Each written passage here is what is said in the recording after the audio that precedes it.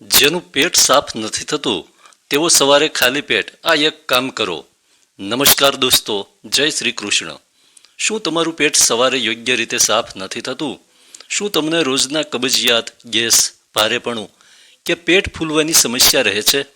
જો હા, તો આજે હું તમને જણાવવા માંગુ છું 3 એવી સરળ રીત જેને જો તમે ફક્ત 7 દિવસ સતત કરી લો તો વર્ષો જૂની કબજિયાત પણ જડમાંથી નાશ પામી શકે છે. અને સૌથી સારી વાત એ છે કે તેમાં ન કોઈ દવા લાગશે અને ન કોઈ ખર્ચો. બસ સવારે ખાલી પેટ એક નાનું કામ અને તમારું પેટ બિલકુલ સાફ. તો ચાલો વિડીયો શરૂ કરીએ. દોસ્તો, પહેલાં સમસ્યાને સમજો. સૌથી પહેલાં એ સમજવું જરૂરી છે કે પેટ સાફ કેમ નથી થતું. આજકાલની જીવનશૈલીમાં આ સમસ્યા ખૂબ જ સામાન્ય બની ગઈ છે. તેની પાછળ કેટલાક મોટા કારણો છે. પાણી ઓછું પીવું, ફાઇબરની કમી, વધારે તળેલું ભૂનેલું ખાવું, મોડેથી રાત્રે ખાવું, તણાવ, સ્ટ્રેસ અને સૌથી મોટું કારણ સવારે મોડેથી ઉઠવું. જ્યારે આપણી પાચન ક્રિયા યોગ્ય રીતે કામ નથી કરતી ત્યારે શરીરમાં ઝેરી તત્વો ટોક્સિન્સ જમા થવા લાગે છે. અને આ જ ઝેરી તત્વો આગળ ચાલીને ઘણી બીમારીઓનું કારણ બને છે, જેમ કે ગેસ, એસિડિટી, ત્વચાની સમસ્યાઓ, સ્થૂળતા અને અહીં સુધી કે હૃદયની સમસ્યાઓ પણ. એટલા માટે પેટનું સાફ રહેવું ખૂબ જ જરૂરી છે. દોસ્તો, શું તમારા પેટમાં પણ ગેસ બને છે? તો સવારે ઉઠતાની સાથે જ ખાલી પેટ હૂંફાળું પાણી પીવું. પરંતુ માત્ર પાણી પીવું જ પૂરતું નથી.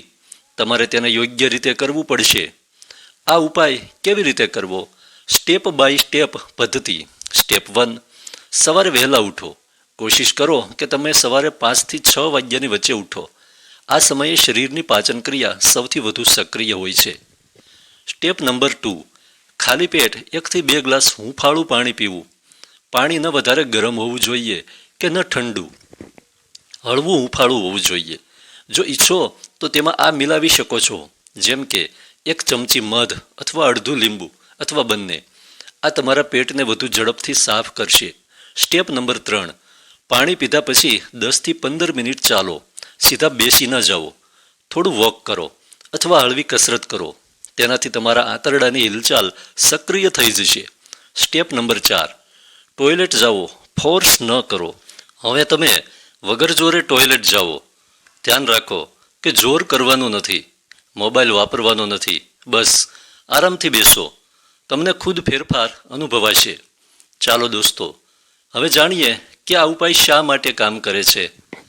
જ્યારે તમે સવારે ખાલી પેટ હૂંફાળું પાણી પીવો છો ત્યારે તે તમારા શરીરમાં જમા થયેલી ગંદકીને ઢીલી કરે છે અને તમારા આંતરડાને સક્રિય કરી દે છે. તેનાથી મળ આસાનીથી બહાર નીકળે છે. પેટ સંપૂર્ણપણે સાફ થાય છે. ગેસ અને એસિડિટી ઓછી થાય છે. ચાલો દોસ્તો, હવે જાણીએ તેને હજુ વધુ અસરકારક બનાવવાની રીતો. જો તમારી કબજિયાત ખૂબ જૂની છે તો તમે આ વસ્તુઓનો પણ સમાવેશ કરી શકો છો. નંબર 1, રાત્રે 1 ચમચી ત્રિફળા સૂતા પહેલાં હૂંફાળા પાણી સાથે લો. આ પેટ સાફ કરવાનો સૌથી જૂનો આયુર્વેદિક ઉપાય છે. નંબર 2, ભીંજવેલી કિસમિસ. રાત્રે 8 થી 10 કિસમિસ પલાળી દો અને સવારે તેને ચાવીને ખાઓ અને પાણી પી જાઓ. આ આંતરડાને સાફ કરે છે. નંબર 3, ઈસબગુલની ભૂસી. જો કબજિયાત વધારે હોય તો 1 ચમચી ઈસબગુલ હૂંફાળા પાણી સાથે લો. પરંતુ રોજની ટેવ ન બનાવો. કઈ ભૂલો ન કરવી. ઘણા લોકો આ ભૂલો કરે છે. સવારે ચા પીને દિવસની શરૂઆત કરવી. પાણી બિલકુલ ન પીવું. મોડેથી રાત્રે ભારે ખોરાક ખાવું.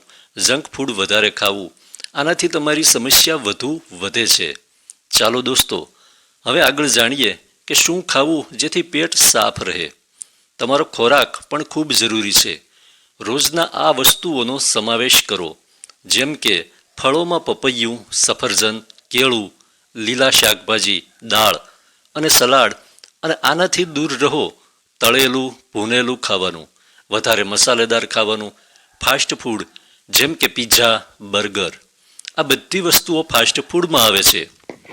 યોગ અને કસરત. જો તમે ઈચ્છો તો આ યોગ પણ કરી શકો છો, જેમ કે પવન મુક્તાસન, ભુજંગાસન, મંડુકાસન. આ તમારા પેટને વધુ મજબૂત બનાવે છે. ચાલો હવે જાણીએ 7 દિવસમાં શું બદલાવ દેખાશે. જો તમે આ ઉપાય 7 દિવસ સુધી કરો છો તો સવારે પેટ જાતે જ સાફ થશે, ગેસ અને એસિડિટી ઓછી થશે, શરીર હળવું લાગશે, ચહેરા પર ચમક આવશે. ધ્યાન રાખો, કબજિયાત કોઈ નાની સમસ્યા નથી. આ ધીમે ધીમે મોટી બીમારીઓમાં બદલાઈ શકે છે. એટલા માટે તેને નજરઅંદાજ ન કરો. જો તમારું પેટ સાફ નથી થતું તો સવારે ખાલી પેટ આ એક કામ જરૂર કરો. હૂંફાળું પાણી પીવું અને તેને રોજ પોતાની આદત બનાવી લો. તમને દવાઓની જરૂર જ નહીં પડે. તો દોસ્તો, જો તમારું પેટ સવારે બરાબર સાફ નથી થતું તો આજથી જ આ સરળ ઉપાયને તમારી દિનચર્યામાં સામેલ કરો. નાની નાની આદતો જ આપણા શરીરને અંદરથી સ્વસ્થ બનાવે છે. યાદ રાખો, પેટ સાફ રહેશે તો શરીર હળવું રહેશે, મન શાંત રહેશે અને બીમારીઓ તમારાથી દૂર રહેશે. જો તમને આ માહિતી સારી લાગી હોય તો વિડીયોને લાઈક કરો, ચેનલને સબસ્ક્રાઈબ કરો.